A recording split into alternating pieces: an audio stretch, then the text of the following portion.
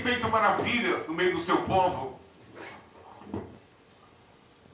E tem feito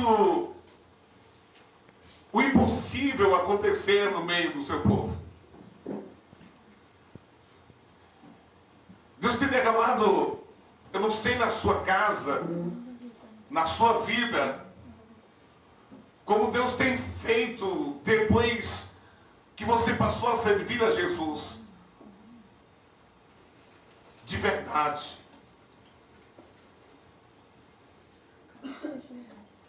Na minha casa, na minha vida, na minha família, Deus tem feito coisas grandes. Deus tem feito milagres.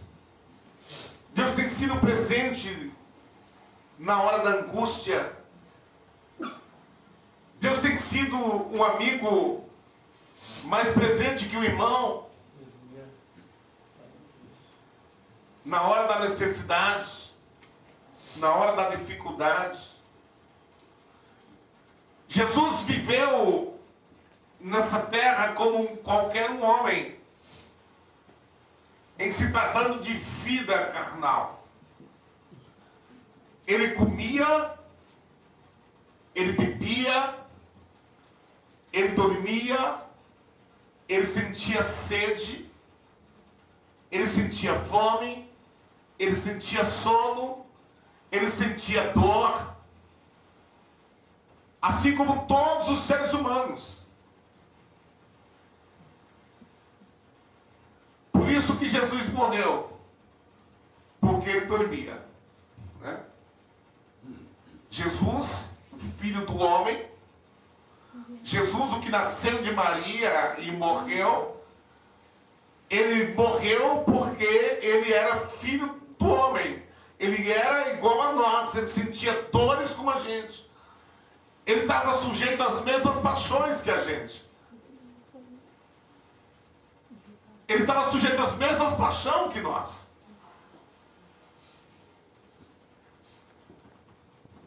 A diferença é que também ele era 100% homem, ou 100% Deus. Assim como ele era 100% homem, assim como ele comia, como ele bebia, como ele sentia dor, e estava sujeito às mesmas paixões, ele também era 100% Deus. Ele sentia o que nós íamos sentir, ele sabia o dia do amanhã, ele sabia o que existia no céu, porque ele era Deus. Por isso era fácil para ele pregar das coisas do céu. E tinha gente que dizia assim, por que ele prega com tanta autoridade? Porque ele estava falando daquilo que ele conhecia, daquilo que ele vivenciou, daquilo que ele criou, daquilo que ele formou. E nós, quando nós reconhecemos que somos falhos, que somos frágeis, quando nós descobrimos que somos dependentes de Deus, porque tem pessoas, amados, que eu vou dizer uma coisa para você, hoje é domingo, tem pessoas que ele diz que crê em Deus, mas também ele quer crer na sua vida que ele sonhou, que ele vive, que ele sonhou para ele viver. Ele diz, eu acredito, eu sou de Jesus, mas não é dependente de Jesus. Mas tem pessoas que ele diz que é, mas ele é dependente. Eu sou dependente do meu almoço.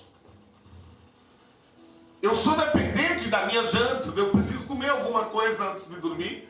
E eu preciso comer alguma coisa na viração do dia, no meado do dia.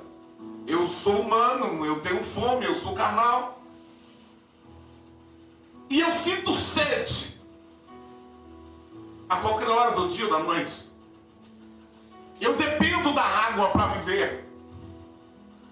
Eu dependo da comida para viver. Eu dependo da saúde para viver. Assim como eu dependo dessas coisas, também eu dependo de Deus. Eu entendi, pastor, eu preciso de Deus para respirar o ar. Deus manda o ar para todo mundo, assim como Ele manda a chuva. Amém? Amém. Não sei se você está entendendo. Mas eu sou dependente de Deus.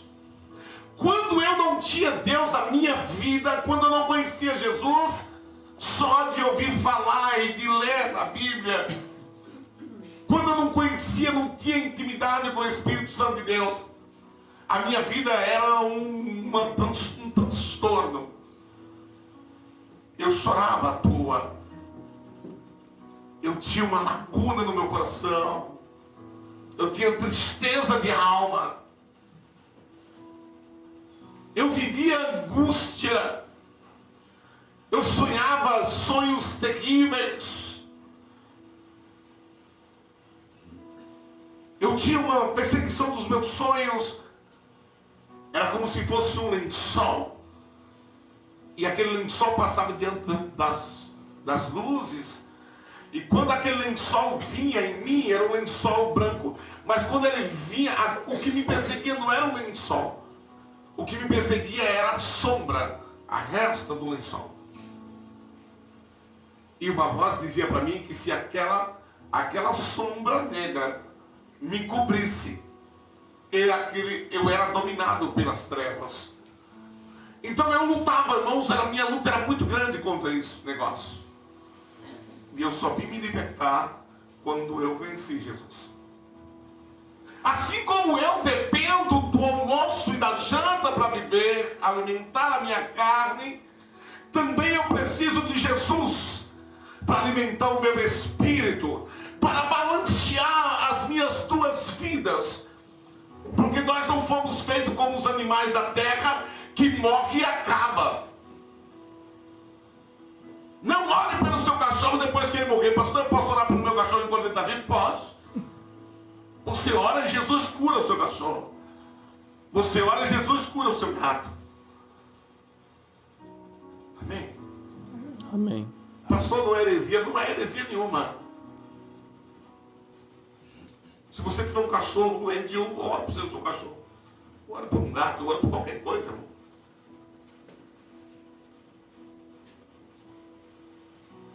Mas os cachorros, os animais, eles não foram criados como nós fomos criados. Nós temos metade, nós somos avatar, irmão. Eu quero deixar essa notícia para você hoje. Se sinta uma mistura de carne e espírito. Foi assim, esse era o plano de Deus.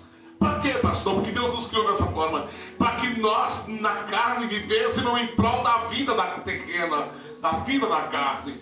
E quando buscando Deus, nós vivemos em prol de Deus, nós vivemos uma vida espiritual. Portanto, irmãos, nós temos que ter um cuidado para equilibrar esse negócio. Se um gavião, eu estava vendo essa semana um documentário feito numa floresta do Canadá, de um gavião que ele voa, o impulso dele é de 0 a 80 por hora em 1 segundo. Você imagina o impulso que é, não tem carro que supera isso, né? Um foguete. E o impulso é muito grande, a rapidez é muito grande. Ele é dessa forma. Ele foi criado para esse tipo de coisa. Mas ele voa, irmãos, com as duas asas equilibradas. Se ele voar com a asa para cima e outra para baixo, ele cai com 2 palmos diante do bico dele. Por quê, pastor? Porque não se voa com a asa para cima e outra para baixo. Não se voa. Você tem que ter um equilíbrio, ele tem que equilibrar. O avião, se ele fizer isso, irmãos, ele cai. ele começa a andar em círculo. E ele não vai para lugar nenhum, não sei se você sabia disso. Mas o avião, para virar a curva, para fazer um retorno, fazer uma volta, dar uma volta, ele não entorta não, irmão. Não tem volante não. Ele baixa uma asa, conforme ele baixa, ele anda, ele faz isso. Se ele baixar para o outro lado, ele faz isso. A gente andando de avião, a gente sente quando ele vai dar uma volta. Eu estava vindo uma vez do Nordeste e eu não lembro se foi com o Davi ou foi com o meu irmão. E ele estava com muito combustível. E ele disse, o piloto falou assim, como essa viagem andou muito rápido, o combustível que era previsto não foi totalmente gasto. Então nós estamos com sobrepeso de combustível. Então nós vamos dar uma volta, mais uma volta, para poder ter como baixar no aeroporto. E a gente, acho que foi na vez que eu fui com meu irmão, né? A gente nesse avião que eu estava, na frente, na cadeira da frente, no encosto, atrás da cadeira da frente, atrás do encosto, tinha todos nós tínhamos uma espécie de um notebook, né? Atrás com um teclado, e a gente podia acessar qualquer coisa ali naquele notebook, tipo um notebook. E a gente via, quando a gente desligava, ele tinha uma espécie de radar, a gente via o que estava no radar do piloto lá, aparecia para nós, né? E a gente via que ele passou por cima do mar, quer dizer, ele veio aqui e voltou para Guarulhos novamente, né? Então, e a gente sente quando o avião faz isso. Quando o avião faz isso é porque ele está dando um giro para cá, quando ele gira para o outro lado, está dando um giro para cá. É assim que funciona. Por isso que ele volta. Se você continuar daquele jeito por meia hora, ele vai virar um parafuso. A nossa vida também é da mesma forma. Não tente ser espiritual demais porque alguém é espiritual e você queira superar a espiritualidade dessa pessoa. Não. Peça o Espírito Santo para ele te encher. E o tanto que você couber de porção do Espírito Santo, ele vai derramar sobre você e você vai adquirir aquela porção que coube em você. Eu não sei se você está me entendendo. Mas se você estiver muito cheio da carne, vai entrar pouca porção do Espírito, você vai ficar tenso, porque você está com muita carne e pouco Espírito. Se você desvaziar demais, vai entrar muita porção do Espírito e você vai ficar muito espiritual, você vai ficar torto. Você não vai aguentar viver espiritualmente a vida inteira, regozijando, voando. Não, porque a sua vida carnal tem que prosseguir. Você tem que trabalhar, você tem que viver, você tem que negociar, você tem que viver a sua vida. Você tem que conviver com as pessoas também carnais, com a sua família, com a sua casa. Se você viver no Espírito direto, não tem como, você vai ficar torto. Por isso que você não vai a lugar nenhum, por isso que as pessoas caem. Aí você vê a pessoa que quer viver espiritual demais, né? Numa ganância demais. Você pensa que não, você diz assim, fulano caiu, fulano está desviado. Eu conheci um moço, irmão Zé Carlos, congregado com a gente lá em Santo Antônio. Irmãos, ele ia para o culto e ele falava em língua, era 2 horas de culto, ele falava em língua 2 horas. E sapateava e dançava e marchava e falava em línguas, todo mundo cantando e ele falava em línguas, e era a oportunidade ele falava em línguas. Quando terminava o pastor ia pregar e ele continuava falando em línguas, dava um amém e ele nem via porque ele estava falando em línguas. Depois todo mundo se despedia e ele voltava à realidade. Aí eu pergunto para você, como é que está esse homem hoje? Voltou para a feitiçaria, para a macumbaria de novo. Esses dias eu vi ele aqui essa semana eu vi ele, segunda-feira. Eu vi ele aqui estava contigo, né? Nós almoçamos juntos ali no Real. E eu mostrei ele para Mariana. Desviado, irmão. Eu conversei com ele outro dia e ele falou que não estava mais para a igreja faz muito tempo. Por quê? Porque ficou torto demais, encheu demais, era espírito demais. Faltou o controle. O controle. E nós precisamos viver esse controle na nossa vida. Você não pode deixar de ser espiritual, porque se você diminuir o seu tanto espiritual, a carne vai preencher E daqui a pouco você está no mundão, falando palavrão, dizendo o que não é para dizer, falando o que não é para fazer. E daqui a pouco você está no mundão como os outros. E aí você deixa de ser o sal da terra que Jesus disse que nós precisamos ser. Aí você não é mais, você não sabe mais, não serve mais para temperar. Estragou, o sal estragou. Esse sal que era o sal estragou. Quem é que vai para a igreja, para a sua igreja? Vamos lá na minha igreja, para quê? Para viver falando palavrão como você fala? Para viver o mundão como você vive, eu não quero. Como é que você vai servir de exemplo?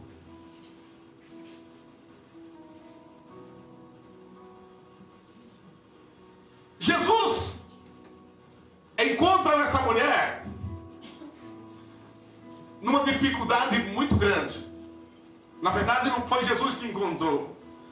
Foi ela que foi atrás de Jesus. Ela que encontrou com Jesus.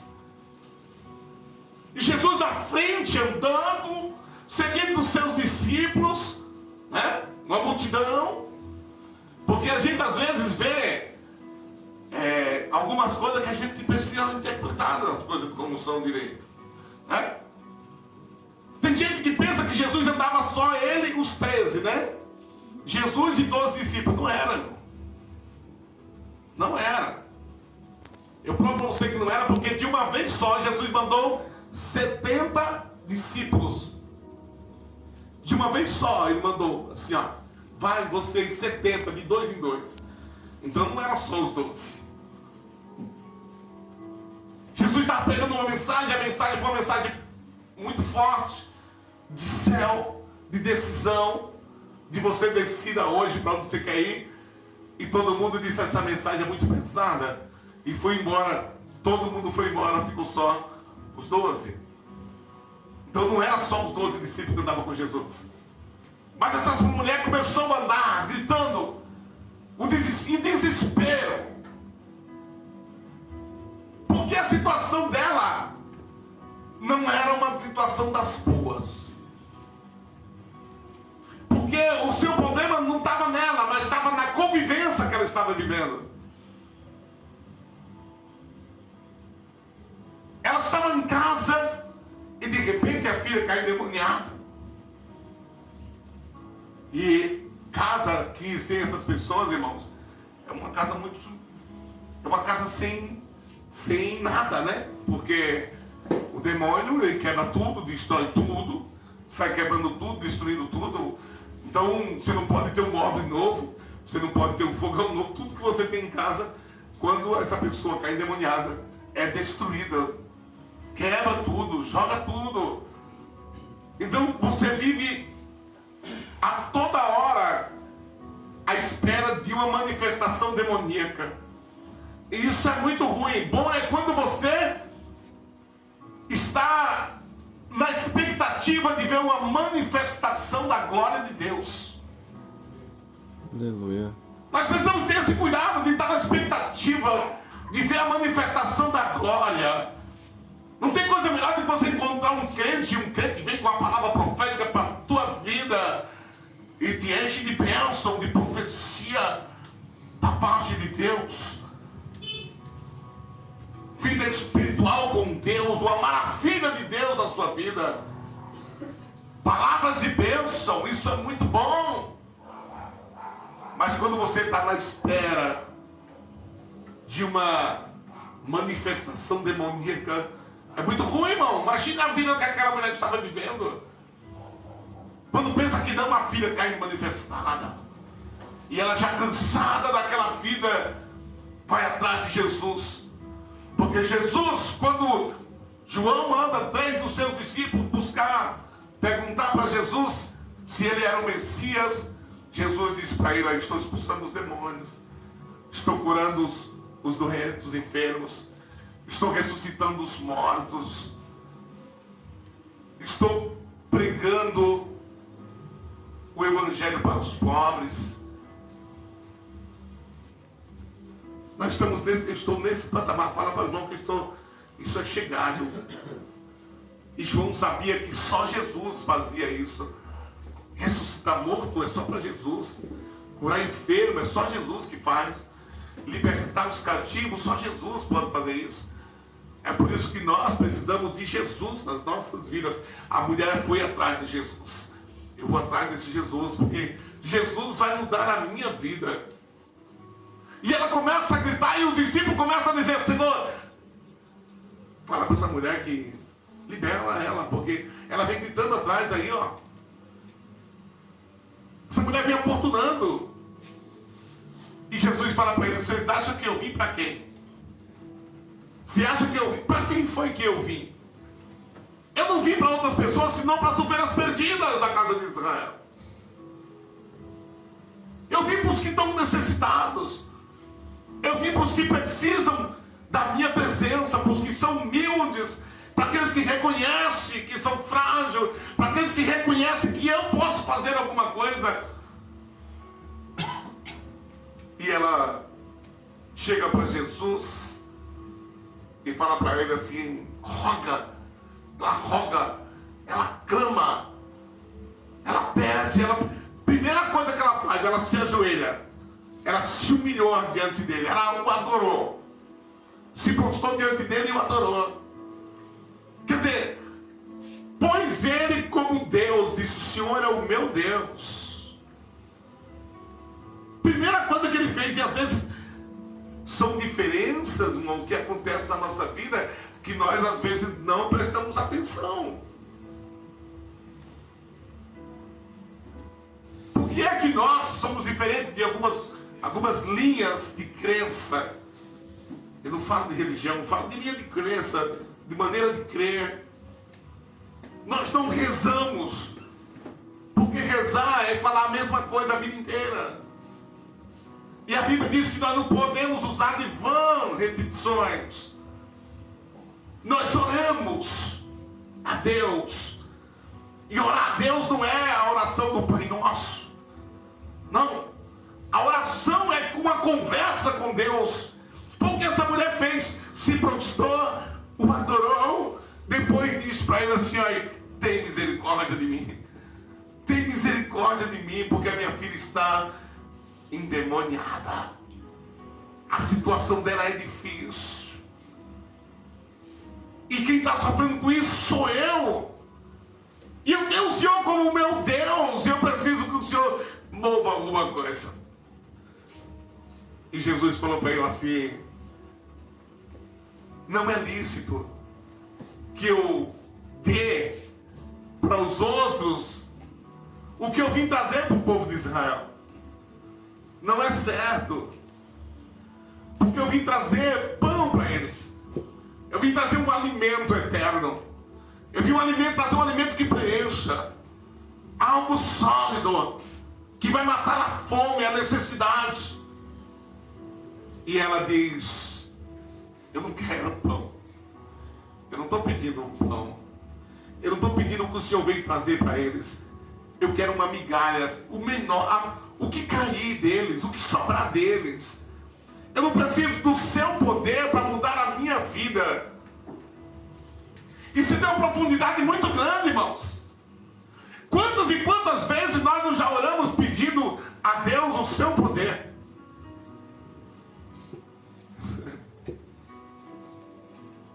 E Jesus disse: eu não posso dar o meu poder para vocês. Mas ele deu aos discípulos: eles que eu lhe dou poder para pisar em serpente e escorpião. Ele não disse: eu vou dar umas migalhas para vocês pisarem em serpente e escorpião. Ele estava dizendo: eis que lhe dou poder para pisar em serpente e escorpião. Ela disse: eu não quero o pão, eu quero uma migalha só. O mínimo do Senhor. O mínimo do Senhor é o suficiente. Aquilo que o Senhor não precisar do seu poder é o que eu quero para a minha vida. Já muda a minha vida. O mínimo do Senhor já muda a minha vida. Isso é ter fé, irmão. Jesus disse: eu nunca vi tanta fé. Então seja feito conforme o teu desejo, conforme o que você crê, conforme as suas palavras, conforme o seu entendimento. Como tem sido a nossa fé? Às vezes, porque nós somos falhos, irmãos. Quando o que nós pedimos não é tão importante, nós pedimos uma vez, duas, esquecemos, quando lembramos de novo, pedimos de novo. Mas quando o que você quer é muito importante, está entre a cruz e a espada. Quando aquilo que você quer está entre a vida de um filho, de um pai, de uma mãe, do irmão, a intensidade começa a crescer. A intensidade dessa intimidade com Jesus começa a crescer. Não é a mesma intimidade de quando nós queremos que Jesus aumente o nosso salário. Não é a mesma intensidade. E aí nós clamamos com mais vontade. E é aí que nós alcançamos a misericórdia do Senhor. Não é pelos nossos méritos, porque não temos mérito algum para receber nada de Deus. O que eu fiz para Deus me ouvir e atender as minhas orações? O que eu fiz? Mas Ele fez muito por mim e pede, e o que Ele pede às vezes eu não faço. A maioria das vezes não fazemos. Ele morreu por mim e pede para eu amar alguém como Ele me amou. E às vezes nós pensamos 2, 3 vezes, pedimos para Ele botar aí, cair, botando a mão para ir para o esquecimento. Mas Ele quer uma mudança em nós. O que Ele pede é muito pouco. Ele não pede a nossa vida. Ele não pede a nossa morte. Ao contrário, Ele pede que nós tenhamos vida. E vida com abundância. Às vezes as pessoas... Pastor, o que tem a ver cigarro com salvação? Parece que não tem nada a ver, né? Mas nós somos templo do Espírito Santo. Pastor, o que é que tem a ver tatuagem com salvação? Pois bem, o que nós somos? Nós somos templo do Espírito Santo, amém? Amém. O meu corpo é templo do Espírito Santo. Imagine chegar na casa de alguém que acabou de pintar a casa bonitinha, compra um spray preto e vai lá e pinche e chama o dono e mostra para ele para ver se ele acha bom. Pinte o dono, escreve o nome do dono da casa, né? Chegue na fachada do cara que tem uma casa bonita, pintadinha, bonitinha, compra um spray preto e escreva o nome dele assim na fachada. Maravilha, né? Ah, pastor, se eu tatuar Jesus é o Senhor, não tem problema, né? Porque o nome é de Jesus.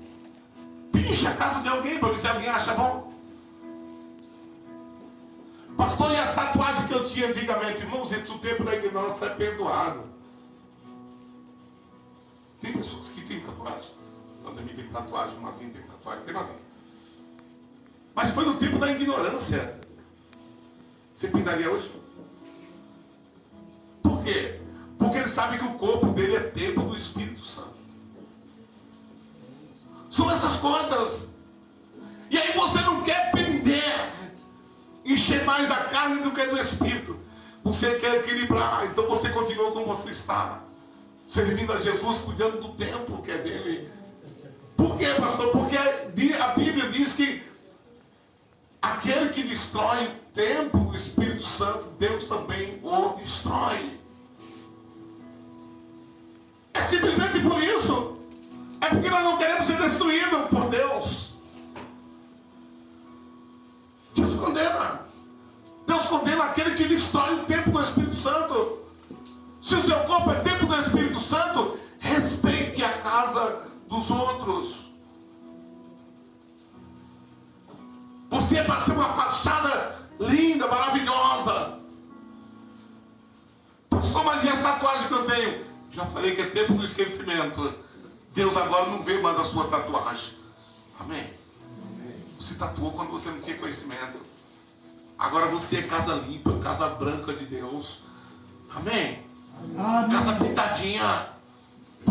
Pintadinha não é com pingo de pinta não, viu, irmão? é pintada no rolo, né? Com tinta boa. Jeová não quer que você manche. Custou muito caro essa tinta para deixar você alvo como a neve. Custou muito caro, custou uma vida. Alguém teve que dar a vida, trocar a vida dele, para que você estivesse branco como a lã branca, alvo como a alva neve. Então valorize a presença de Deus na tua vida. Você é templo do Espírito Santo. Glória a Deus. Essa mulher disse: eu não quero o teu poder, eu quero só um toque do Senhor, só uma ordenância. Basta um toque seu, basta uma ordem sua. E ele disse: então você que a sua filha seja curada, né? E a mulher, e Jesus disse: ó mulher, grande é a tua fé. Seja isso feito para contigo, como tu desejas. E desde aquela hora, a sua filha ficou sã. Glória a Deus. Amém. Amém. Glória a Deus. Glória a Deus. É isso na tua vida. Viva Deus em você. Deixa o Espírito Santo trabalhar na tua vida, equilibrar o seu dia, equilibrar as tuas asas, a tua vida seja uma vida equilibrada na presença do Espírito Santo.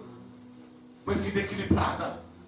E Deus, você vai ver como a tua vida vai ser mudada, a sua vida vai ser transformada. Amém. Amém. Alimente a tua vida espiritual assim como você alimenta a sua vida carnal. E você vai ver que as bênçãos de Deus vão repousar sobre a tua casa. Que as bênçãos de Deus vão repousar sobre a tua vida. Você vai ver que as coisas vão mudar a partir de hoje. Com a tua vida equilibrada. Precisamos disso, amados, em nossa vida de equilíbrio, para que venhamos a viver bem na terra dos viventes. Amém? Amém. Seja assim. Hoje é o primeiro dia da semana. Não é porque Marco Antônio mudou que nós vamos ter que mudar. Amém? Hoje é domingo. Hoje é o primeiro dia da semana. Amanhã é segunda, segundo dia. Amém? Então vamos viver isso. A nossa semana começa hoje com uma palavra profética de Deus para as nossas vidas. Aleluia. Profetizo que a partir de hoje os teus dias sejam equilibrados pelo Espírito de Deus. Que Deus venha equilibrar a tua vida espiritual, para que tu não viva tão carnal nem tanto espírito, mas viva uma vida equilibrada com Deus, uma vida terrena com Deus.